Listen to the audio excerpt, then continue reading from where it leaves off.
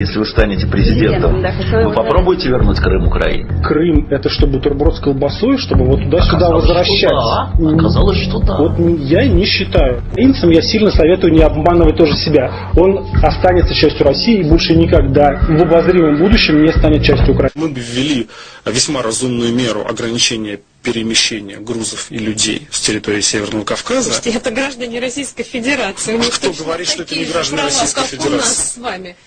И свобода перемещений в том числе. Hello, Таня, там идет гражданская война. А если гражданская война, то мы имеем право ввести, например, чрезвычайное положение или другие меры ограничения. Самая мирная вообще республика. Вот она самая мирная республика. Вот вы зайдите, пожалуйста, на YouTube и посмотрите, посмотрите, басмачи расстреливают из пейнтбольных ружей женщин просто за то, что они в платках на улице не. А что надо делать? Ну, что делать с Чечней? Слушайте, я придерживаюсь непопулярной в лице Милашиной точки зрения.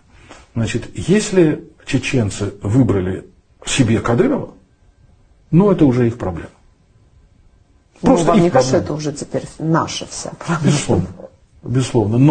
Но, значит, защищать чеченцев от Кадырова, я считаю, что это уже за гранью. Потому что они его выбрали, да? Они его терпят, они с ним носятся. Ну, хорошо. Слушай. А чем эта оппозиция, собственно говоря, отличается от путинского режима, кроме того, что она не у власти, но активно рвется к ней? Ни один из видных руководителей партии Навального не осудил публичный геноцид чеченского народа, даже после того, как они оказались вне закона и могли свободно об этом говорить. А теперь они и вовсе снимают маски, говоря, что Кадыров является недобитым чеченским террористом, который отправляет на убой бедных русских солдат. Тех самых бедных русских солдат, которые еще недавно уничтожили 300 тысяч чеченцев, включая женщин, детей и стариков. Видимо, тогда тоже Кадыров ими командовал. Жданов жалеет, что Кадыров не был добит, как остальные чеченские террористы, подразумевая под ними героев нашего народа, отдавших свои жизни за нашу свободу. Война в Украине должна была россиянам открыть глаза на произошедшее в Чечне, подтолкнуть к переосмыслению и признанию своих ошибок. Кровожадный преступник, недобитый террорист сам не поедет на передовую, зато с радостью думает о том, как бы послать российских солдат убивать украинцев. Вот еще подумать только, вот в 90-х кто-то мог бы представить, что чеченский недобитый террорист будет посылать российских солдат на кровавую бойню? Я себе такого представить не мог. Я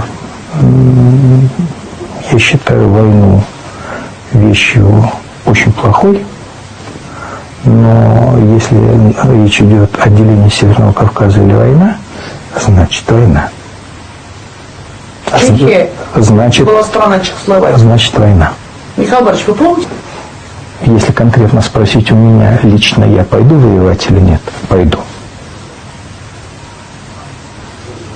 За Северный Кавказ. За Северный Кавказ. Чужой нам культурно. Это наша земля. Мы ее завоевали. Нет